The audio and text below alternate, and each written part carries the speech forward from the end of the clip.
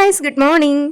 ഇന്ന് കാലത്തെ നല്ല മഞ്ഞായിരുന്നു. മഴ ദിവസമാണ് കേട്ടോ വിചാരിച്ചത്, പക്ഷെ തെളിഞ്ഞു വന്നുണ്ട്. ഇന്നത്തെ ബ്രേക്ക്ഫാസ്റ്റ് ഞാൻ ഇന്നലെ പ്ലാൻ ചെയ്തായിരുന്നു. മുട്ട റോസ്റ്റ് ഉണ്ടാക്കാനായിട്ട് ഇഞ്ചി വെളുത്തുള്ളി പേസ്റ്റ് ഒക്കെ തലേ ദിവസം തന്നെ സെറ്റാക്കി വെക്കണമെന്നാണ് നമ്മുടെ ഒരു സ്റ്റൈല്. അതാവുമ്പോൾ പെട്ടെന്ന് കാര്യങ്ങൾ നടക്കുകയും. പണ്ട് മുതലേ ഇല്ലേ, ഈ 5 മണി മുതൽ 7 മണി വരെയുള്ള ഒരു ഉറക്കം അതെൻ്റെ വീക്ക്നെസ് ആയിരുന്നു കേട്ടോ.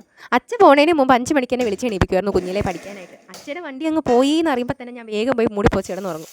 പിന്നെ അച്ഛൻ വന്നു എന്ന് അറിയുമ്പോഴത്തേക്ക് അമ്മ വന്ന് വിളിച്ച് എണീപ്പിക്കാനാണ് പതിവ്. ഒരു ദിവസം ഞാൻ ഇതുപോലെ കള്ളത്തരം കാണിച്ച് കിടന്നുറങ്ങി. അമ്മ എന്തോ തിരക്കിലായി, അമ്മയ്ക്ക് വിളിക്കാൻ പറ്റിയില്ല. ഒട്ടേ എന്ന് റെഡി പൊട്ടിയപ്പോഴാണ് പിന്നെ എണീക്കുന്നത്.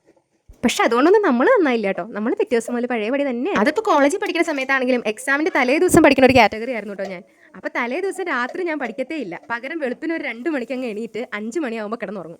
പിന്നെ 9 മണിക്ക് എക്സാം ഹാളിൽ കയറണമെങ്കിൽ 8:30 ആകുമ്പോൾ എൻ്റെ എലിക്കുഞ്ഞ് കുത്തി എണീപ്പിച്ചാട്ടോ എന്നെ എക്സാമിനൊക്കെ വിട്ടിരുന്നത്.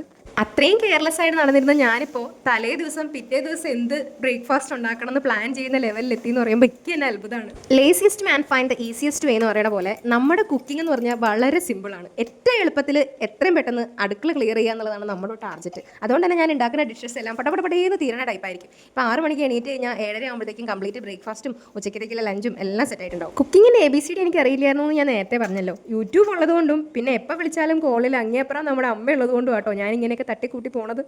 ഇന്നിപ്പോൾ ഞാൻ ലീവാണ്, പകരം ചേട്ടന് വർക്കിംഗ് ആണ്. ആളാണെങ്കിൽ ഉച്ചയ്ക്ക് ലഞ്ച് കൊണ്ടുപോകുന്നതാണ്. അതുകൊണ്ട് തന്നെ ഈ ഒരു ടൈം ആയപ്പോഴത്തേക്കും നമ്മുടെ ഉച്ചയ്ക്ക് വേണ്ട ലഞ്ചും ബ്രേക്ക്ഫാസ്റ്റും എല്ലാം സെറ്റ് ആയിട്ടോ.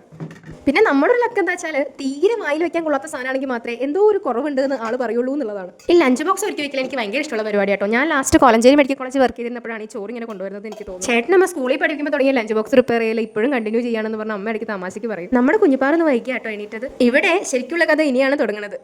Have A nice day.